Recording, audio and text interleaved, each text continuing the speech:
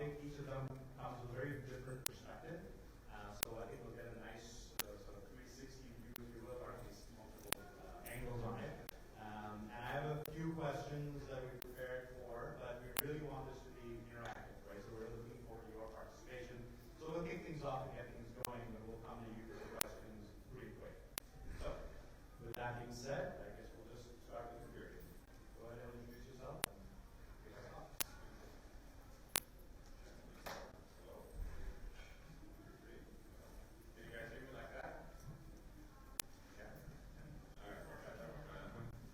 Yeah, there we go. Okay. All right, so Jürgen Klenk. I'm a principal at Deloitte Consulting. I'm in our health analytics practice, and I am by training a PhD in mathematics, so hopefully that puts me at least in the category of data science and analytics from that angle. I'll be discussing a little bit what we do in the consulting world to build analytics teams and to make sure we get the right people, we keep them happy, and they hang around with us. I've done that before a couple times in another consulting setting. Before I came to Deloitte, I'm doing it at Deloitte again, it is certainly, I'm going to try and keep the consulting spin on that. I'll stop there. I'll be brief so we can get to meet and stuff. It's not about me after all. My name is Olga Raskina. I'm a senior art scientist at Junior Therapeutics. My background is I have a PhD in operations research, and for many years I've been leading various strategic and tactical analytical projects in different industries. I started at a supply chain software provider where I was the only one person for many years. Then I was at the transportation company where I was a member of a very dynamic, high-skilled group that worked on various major strategic projects for the company. It was a very small group. And most recently, I'm in the biotechnology field, working with Junior Therapeutics as a company working on cancer therapies. And one more time, at least at the moment, I'm the only one professional there. And the companies are obviously very different, work in different industries, ask very different analytical questions. But there is definitely one theme that I've seen throughout my career, and that is, well, we're at the point, the company says, we're at the point where we know we need analytical capabilities, we know we cannot do the analysis we want with the skill set and toolkit we have, so let's go and find somebody who can build those fabulous models for us. And then we're all set, the magic happened, the problem is solved, we're good to go.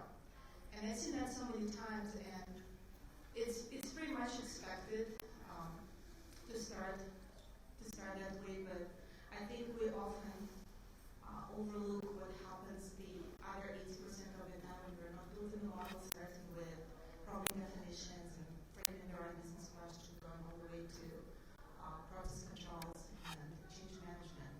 And that's kind of my passion, to build that whole package. My name is Tim Jacobs. I'm the Director of Research Science and Global Middle Mile Planning Technologies for Amazon. The only person in here with a tie on, and everybody else would dress up too. But at least for me at Amazon, this is good practice. At least remember how to tie on. So my background is I have a PhD in Engineering Systems and Operations Research from Purdue, and I've been involved with the development and the starting of a number of analytics groups throughout my career, starting back at Sabre in the 90s, in the original research group under Barry Smith, who we were developing the initial revenue management models that the airlines have used, and the airlines still use today, followed by the development of the NOAR group within American Airlines, and see a number of people, my former colleagues here, and now I'm in the process of doing, it also built the OR group, and it started the development of the OR group for US Airways prior to the merger. And so now I'm in the process of doing it again, actually building out a research science group that actually dovetails nicely in collaboration with development engineers to actually build software packages that help run our middle mile transport models, our business. And that's for air, ground, rail, and so. My name is Linda Birch, and I am an executive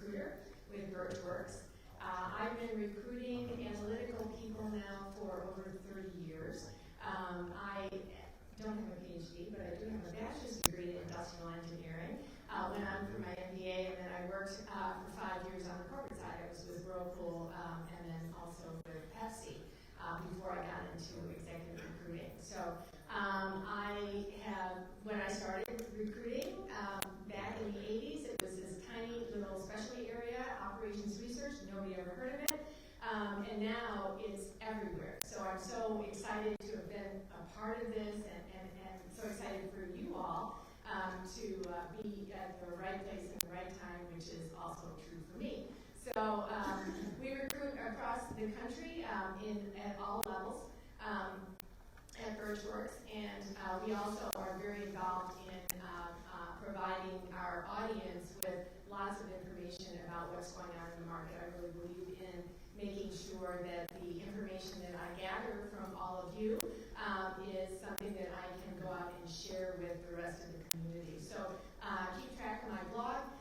We also put out a lot of data with our salary studies. We put out 3 different salary studies during the course of the year. We've been doing this now for over 4 years. So we have some interesting insights coming up this next month with our data science salary study update. So thank you all for participating in that, and also in our flash surveys, which provide me a lot of insights as to what's going on. So I don't have any answers on how to develop a team, so I came to listen to all you guys talk about that. Well, we know that this room is full of solve solution developers and people that can solve problems and live in this. Thanks very much. Okay, so what I really like, I hope you've already picked up on this already with listening to the panel. I mean, we've got, like I said, very different perspectives, right? So if you're from a consulting perspective and doing a lot of work with government, Olga, you work for a large company, but now you're a small company, and it's very different there. Tim, Amazon, the number of people you guys are hiring, the number of people you bring to the conference, just sort of the other end of the spectrum. And then you've got this view from the outside looking in and what people are asking you for. So we really think this will provide a nice, well-rounded perspective on this topic. So the first question I'd like to come to you with is, best place to start, right? I mean, how do you attract talent, right? It's such a competitive marketplace, as you say, that it's hot. And obviously the Informs Career Fair, we all know, is the best place. But I'm sure you have to go to other places too. So, I don't know, Linda, why don't you start this time? Obviously, because we're talking about, where do you go to find talent? Right. Great. Thanks a lot. Anyway, you forgot to mention that Birchworks is also a great source of talent. Well, that's an easy answer. Right. But besides that, you start with the toughest question, right? It's a tricky market. Everybody knows that, and so knowing that I was going to be talking to a lot of quantitative people, I brought some numbers with me. So I wanted to kind of share, set the stage maybe for all you guys to respond to the question. So I conduct flash surveys several times during the course of the year, and some of you may have participated in those. And I call them flash surveys because I just send one question, or maybe sometimes 2 questions. So somebody can respond to it very quickly. And if they're in our database, and if I'm approaching them, I know a lot about them already. So I know where they work, I know how senior they are, their educational background, their gender, et cetera, et cetera, et cetera. I know a lot of things about them. And so I can slice and dice the data from there. So I get a lot of interesting facts without having to ask a lot of questions. So one of the questions that I recently asked was, how many teams are hiring out there? Is your team hiring? And it came back, this was just about a month ago, 89.5% of the groups are planning to hire during the first half of 2017. And of that, 75.6% are actually expanding to their current team, so they're adding headcount as opposed to replacing or backfilling. That number in Q3, Q4 2016 was 66.7%. So you can see that there's pretty substantial growth there. The other thing that I think is really important to understand to set the stage is about job changes. And we did an analysis of our databases last, again, first quarter, and it showed that 22.1% of my database changed jobs in 2016. And this is a database of over 10,000 people. And that is up from last year, which was 20.1%, and that was up from 2014, which was 18%. So the average tenure is going down. It was 2.6 last year, and it's just a little bit over 2 years right now. So it's a huge issue, and I don't know that right now we have real answers. We can give you some tips and tricks, but there's not a real good answer to how to solve this problem, at least not on the short run. So I'm going to pass the baton over here and have Tim tell you some real stuff that makes sense. Well, I mean, how do we attract talent? I mean, it's tough, it's difficult, and it depends on the position you're looking for, right? We have a much different ballgame when we're looking at research scientists versus actually software development engineers versus technical program managers and so forth. But I think, in general, the thread that cuts across all of these is the ability to generate excitement within the group. If the group is exciting, if the group is flexible, if the group is tackling new problems, if the group comes in with the idea there are no sacred cows. In other words, there's nothing we're going to do. I mean, we're not going to say, oh, we've done this problem, solved this problem for 30 years this way, and that's the only way to solve it. I think if you go back and think, if you have an area where you are open to considering changes and new ways of doing all sorts of problems, that generates a lot of excitement. And people like to come and work in that kind of framework. If I go all the way back to the beginning of my career, I mean, that's the one thing that excited me about being at Sabres, AABT, and the original research group was that when we walked in, yes, they had a way of doing fleet assignment. Fleet assignment had what we call a spotting model and so forth that was there. We completely threw that out the window. Went a completely different direction, and that's the way that most airlines today now fleet their schedule and build the network. So I think if you do that, if you look at some exciting things, and you get a lot of people that move forward, and they really jump at the chance. So if you didn't know, Amazon has a small airline. It's about 17 airplanes right now that we actually fly on a daily basis, about 40 flights a day. And we're growing quite rapidly. But how do you get something started? You don't start an airline and start running it on spreadsheets. Well, maybe you do. I mean, so maybe you can for a little while, right? You can start getting things going in that direction, right? But you still have to have a way of building a schedule. You have to have a way of actually looking at the way packages flow and so forth. And I started with a group of 3 analysts, 3 research scientists, and now I have a 4th and a 5th one on that team. They haven't gotten the first developer yet, but I have those 5. And on the ground side, there's 30-some developers. But on this side, there's 5 research scientists that work in my group. And we created 7 models that are actually in production that we use on a daily basis to build the schedule and operate it. And that excitement, getting that done in a period of 6-7 months is good. But I think a lot of it's done by generating excitement. And that gets out, the word gets out, not only within the company, but outside the company. And that draws people in.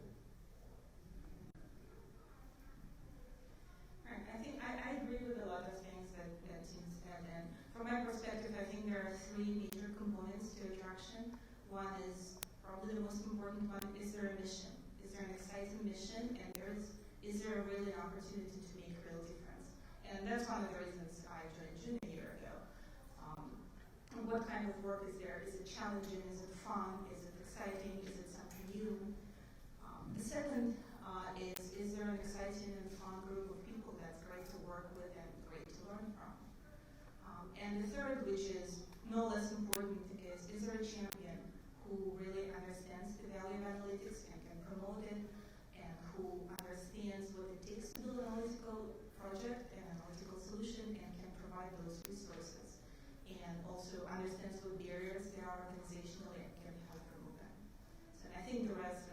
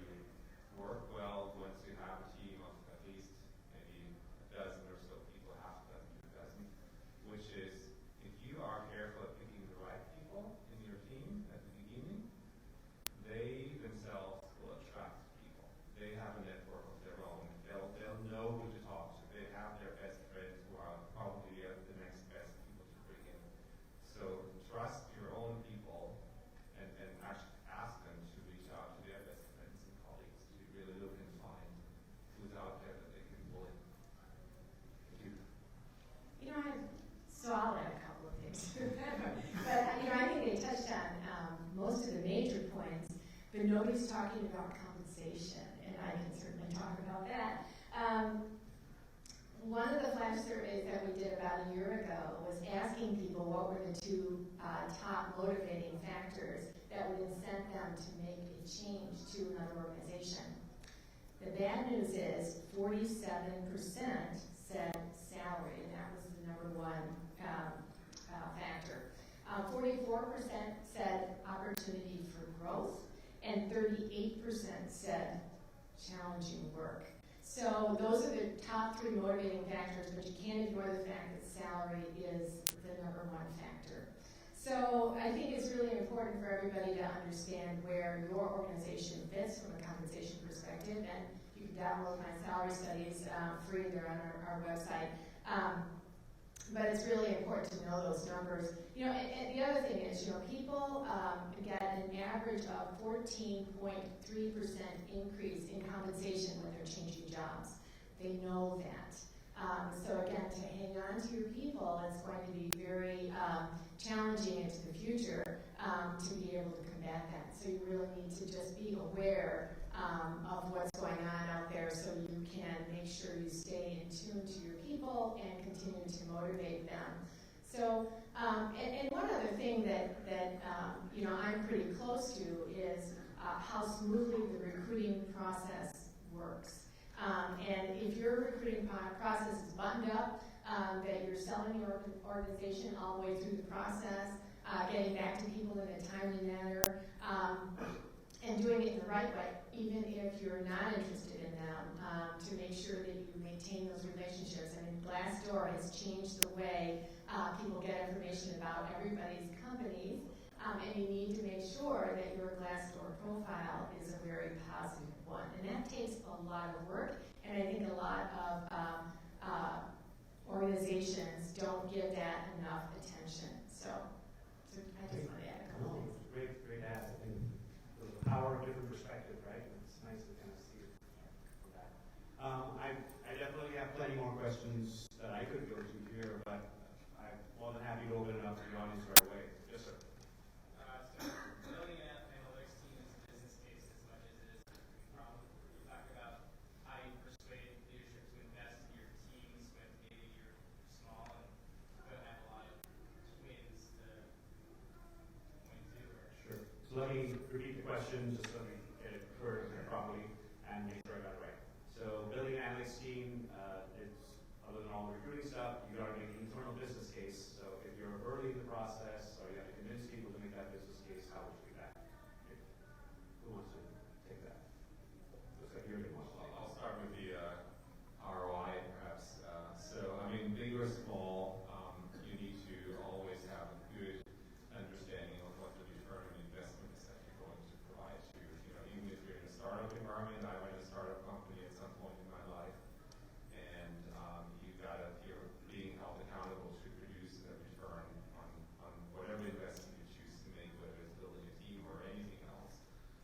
So be mindful with that part, and project out really how it can help transform the organization and what that brings in terms of value downstream. People will need to understand that they will need to make an upfront investment typically to get to realize that return. And I think it's people will typically appreciate that if you can lay that out fairly clearly. One thing I would add is, I think if you have the ability to show some kind of value early, whether it's a final product or just a prototype of some kind, that's always valuable. A great example, I mean, there's a number of examples out there, right, in the context of how can you do things. And let me tell you one from my career past, when I was with US Airways, we had a number of things where we were building this group, and that question was there because when I got there, I had this mandate to build an OR group. I had a budget of 0, and so the idea was, how am I going to actually do this? And the way I actually got started was kind of strange. One of the things that I did is I actually borrowed a position from a colleague of mine and actually hired a person that I had really respected and had worked with in the past to join me. And the two of us actually got some things running very quickly. And one of the things was that in the airline industry, there's a thing called synthetic time, which is basically non-productive pilot time. And it means that if the pilots are doing something, they're just not flying the airplane. They're standing around, they're waiting for the next airplane. So one of the ideas that we actually put forward, and actually did, is we had this thing called crew as equipment. And we actually formulated a very small, very quick model. We used, again, there was no budget, so I downloaded Coin off the internet and actually hooked it up, kind of hacked it into working with Excel. And then we built a system that actually rerouted the aircraft in such a way that the pilots and the crew, all stayed with the same airplane as long as possible. And we actually cut that synthetic time by more than 50%. And that was several $1 million of savings right there, just by keeping the turn times of the aircraft down. Your reliability is a little higher because if there is a broken light in the laboratory, you don't have to stop it. If the pilots get off the plane, you turn it up, and then somebody has to come out and fix it. So you can do things like that, and it helps quite a bit. But that actually showed that there was some benefit to it. So you have to be scrappy, you have to be kind of inventive, and you have to be willing to take a chance. Not everything's going to work out. You're going to have a lot of false starts. It's just like going to grad school. You start working on your dissertation and you think, oh, this is great, and you find out that no, that theory doesn't work at all. So you back up and you try again, right?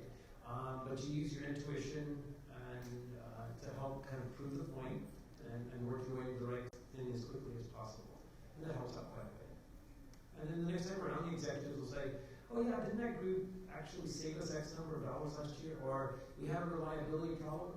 Another example I have is I built this thing for the airline side of Amazon, and we had this little labor strike right before Christmas or something this year. And I didn't realize that the guys were doing it, but the business side actually used that model to help themselves work their way through that issue. And then that brought up a lot of value. And so they think of it and say, oh yeah, those guys actually can add value. And that's it. I would also add that even if you don't have an analytics team yet, with whatever tools and means you have, build some kind of a proof of concept that can demonstrate the value, but also demonstrate that, well, there's potential, but there's a lot more work, a lot more skill set that's needed to realize it. And I think that would create a great business case to actually get that talent and get those tools. I think depending on your audience, there's other resources too, right? So Informs, the Edelman Awards, right? It may not be the right example for your particular case, but in other cases, you could use that to say, this is what OR has been doing, analytics has been doing for organizations over the years. So it's not just what I'm saying, here's sort of the broader community, what the broader community is saying. Bringing your boss to this conference, I know a lot of people that have tried to do that because regardless of where you are in that evolution, you still have to continue to show value, right? It never stops, right? It's not like you get that one big project, I'm sure you got to keep showing it, right? Even after that. So, great question, thank you. Yes, sir. Do you see the role of growth in analytics also could come from internal training and transitioning people within the organization and shifts? Or do you think this is more than we need to hire external? I'll repeat the question for everybody. When you think about growth, can you think about it also as internal organic growth by maybe moving people around, training people internally versus always having to go to the outside?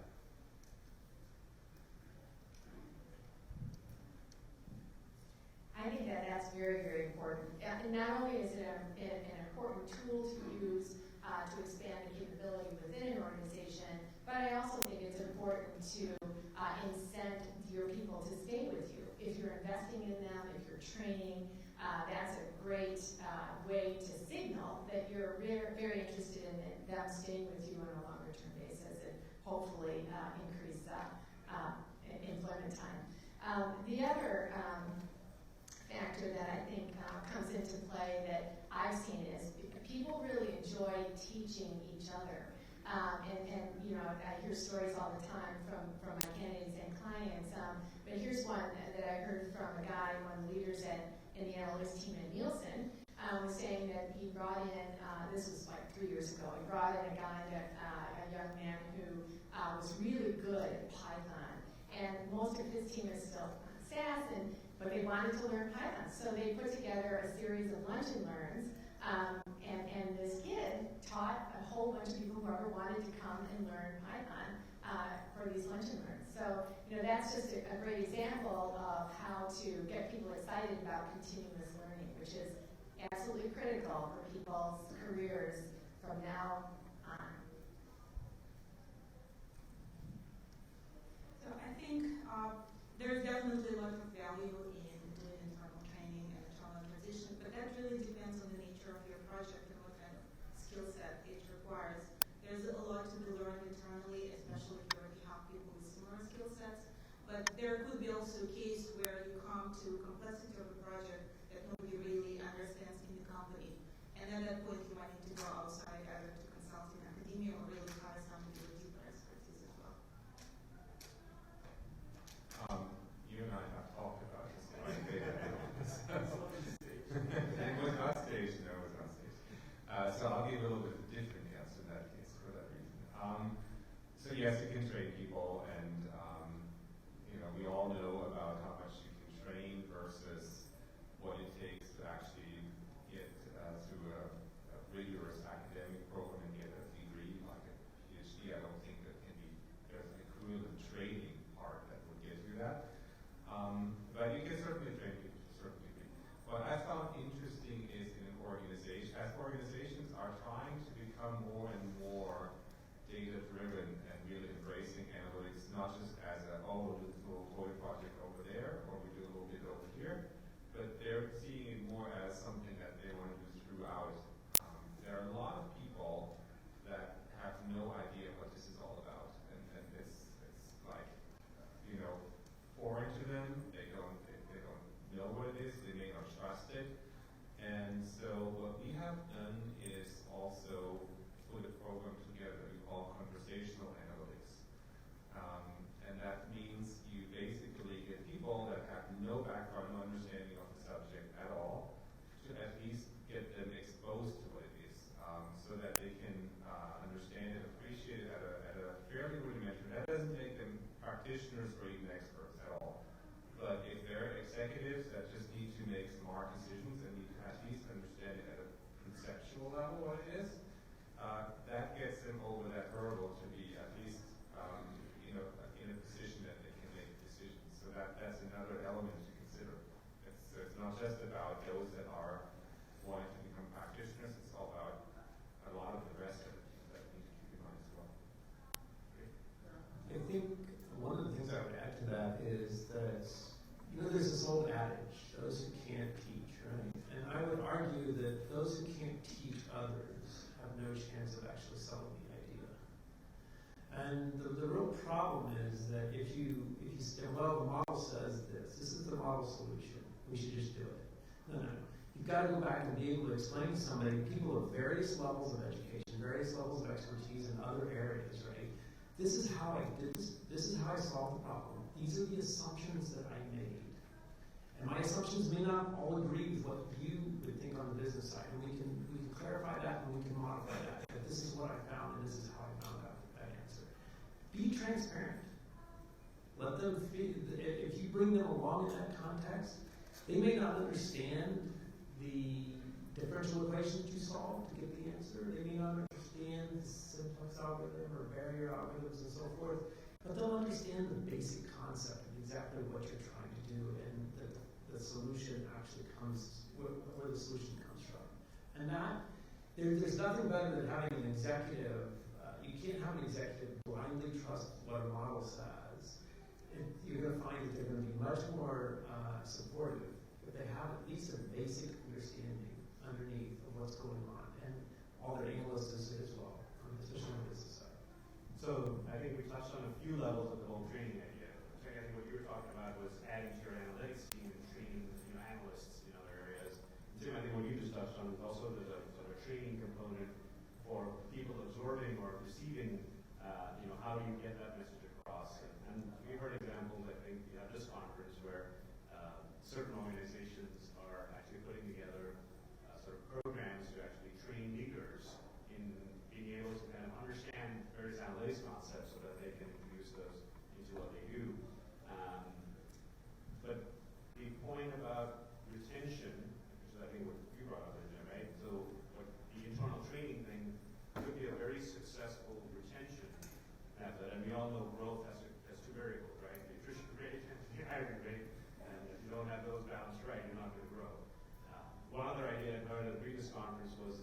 large organizations, and they kind of do like an internal exercise. They come up with a challenge project and just throw it open to anybody, right? And they found some very interesting people in areas that they would have never thought of, have great potential, then send them through training programs to kind of. So there's a lot of cool ideas out there, I think, in the training space. Yes, sir. Good question. Well, no, I didn't have a question. I'm Brian Cutt from Chevron.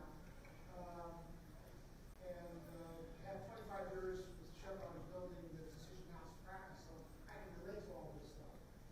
And it is a different problem because Chevron had multiple project teams that were trying to make decisions around unique things, as opposed to a center of excellence trying to make one decision that apply the whole company. Okay, so I'm talking about Sabre trying to spin the other guys. You do it once, they're not going to do it multiple times. So it's a little bit different. Also, we were looking at people who were multifunctional, that communicate with project teams and so forth, so you have to be framing all that sort of stuff. People framing and doing one little difficult. We developed our own training program, and basically 90% of the people, out of 230 people that left a year ago, were DAs, came internally, as opposed to external hires. And oftentimes these people came from other disciplines within the oil and gas industry, like petroleum engineers, or finance people, IT people.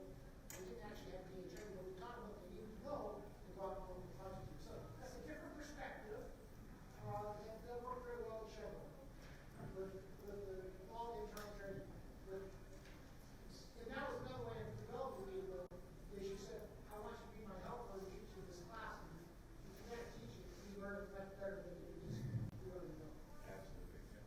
Great example. I think one other thing that comes to mind for me are the opportunities for the MOOCs, the massive online open source courses, and also the boot camps that are springing up as opportunities for understanding or gaining a better understanding of analytics in a very speedy way.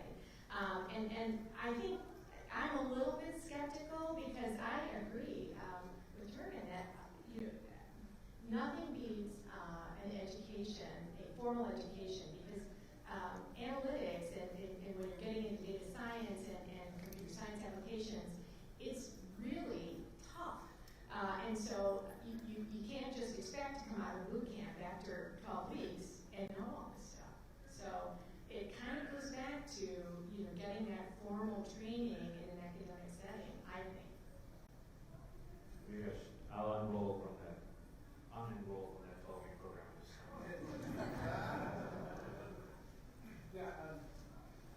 For kids in the latest paper, it says there's two types of analytical resources shortage. One is data scientist, another is a translator, the business translator who understands analytics. So my question to the panel is, if you could start your own analytical today, which one of these people are you going to start with? And I will follow up the question and say, what's your prediction in 10 years, which type of resource will be shortage in 10 years? Got it. So the two types, the data scientist, that's sort of the more technical person, and then you use the word translator, so the person that kind of sits between the technical person and the business person, to kind of bring that together. And if you had to start, where would you start? So I would actually argue that that's the same person. That's the skill set that seasoned analytical professional needs to have, both be strong on the technical side and be able to communicate their results and be able to present and talk to the business in their language and understand what they need and understand what kind of solutions are acceptable and implementable and able to ask the right question and really understand the business mechanics. I don't think, well, there's definitely a niche for people who are just technical, but I think it's getting smaller and smaller. And as you look 10 years ahead, that niche is probably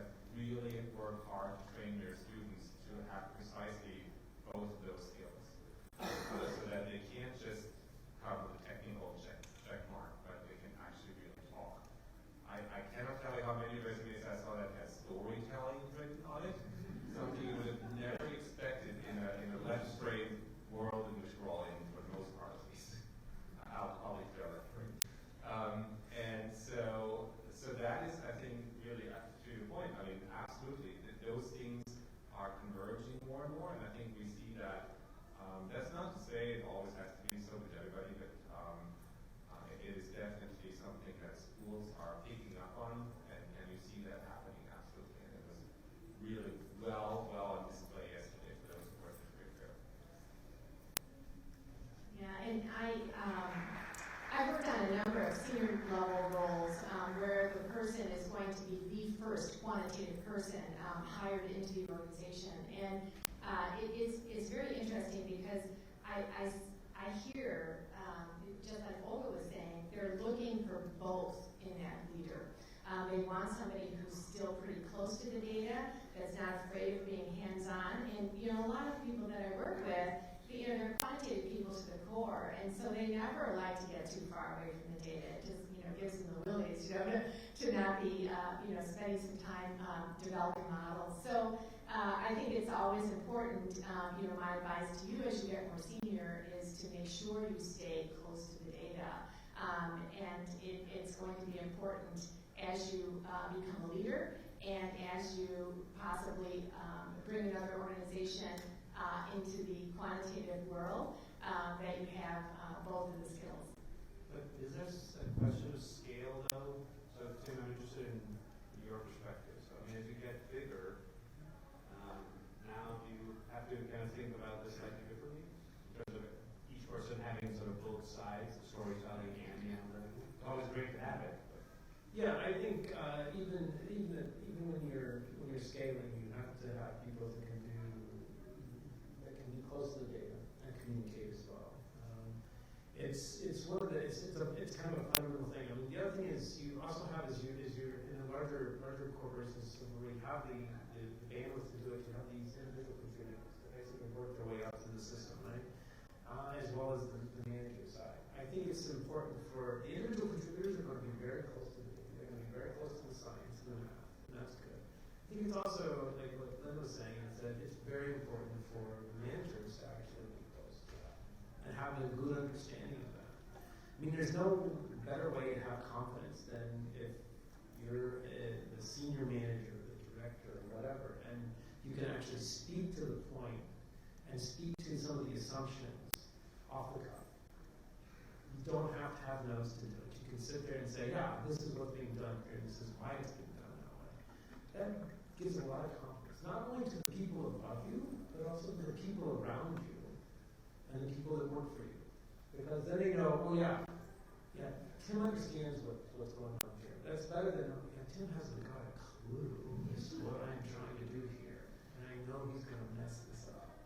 So, I mean, you've got to have that ability to, you know, I think having a great idea and not being able to tell anybody about it or figure out how to get anybody convinced is a really frustrating thing. And so sometimes you have to actually work with the people that are in your group or the people that you're working with to kind of facilitate that and get that brought out. And some people are just, they're not good at communicating, right? They have, the English is not their primary language, so that can be a problem. They get very nervous in front of groups. But having them practice it is a good thing. So have them get up at your staff meeting and walk you through everything that's going on. Tell us what's going on, tell how you solve it, and ask them questions. They'll get used to it.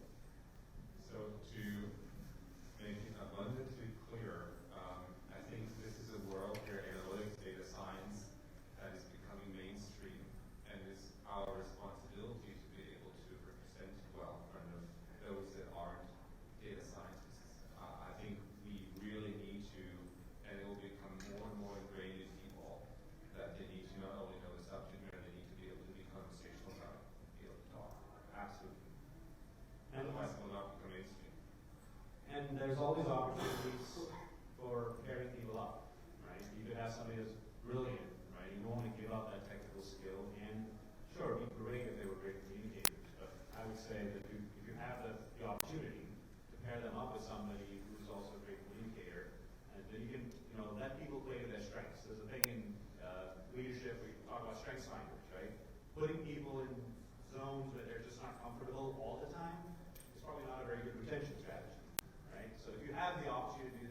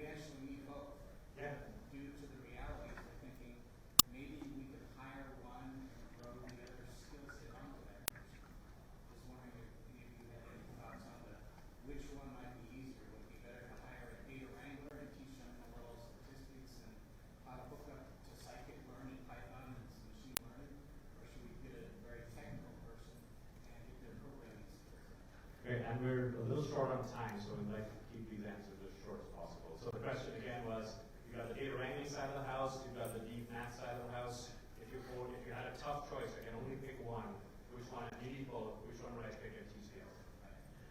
I think from my point of view, I pick the having somebody who knows the math and science first. This goes back to Lynn's point. Having the formal education, the formal background, and the ability to learn things on your own is a much different ballgame than having somebody who has coding ability and now you're trying to tell them to learn new science. Yeah, I completely agree with that, but again, I would go back to my point that it really depends on what you're trying to do. Is it mostly a software development project with a little bit of analytics on top, or is it require a lot of math and research and a little bit of implementation? Again, I think it's Very good. Nothing to add. You guys said it perfect. I agree as well. We've got 2 minutes. Yes. So I have a question. One of your thoughts for data science being as embedded in a business unit. How do you balance the time, effort, resources to spend on research and developing complex models versus meeting the business needs? So- That's the struggle I have currently in my organization. When I recruit every topic, when we're trying to build an aircraft, so trying to fly aircraft is great. You have the business users want to use your results and recommendations right away or maybe yesterday, and while you want to spend time to make it more robust and more scalable. How do you think about it? So for time purposes, if you have an embedded team and you have this choice between furthering the research and doing better versus delivering the results that the users want to use right here and now. Again, quick answers if possible. So I guess most of you are familiar with what Google does, and I think that's an interesting approach. It's an 80-20 rule, right? So you have 4 days a week you work on your project, and 1 day a week you can geek out and do whatever you want. And I think that's a good ratio, will give you good progress, and yet you still have an opportunity to pursue your research as you like. Yeah, I think you do this in parallel. You keep providing continuous results, and in parallel you come out some time to do deeper research and improvement. I think you have also. And we'll spend this much time on research, and it's great if not happening more. I would say work as fast as you can to get towards your minimum viable product, and that will give you the ability to actually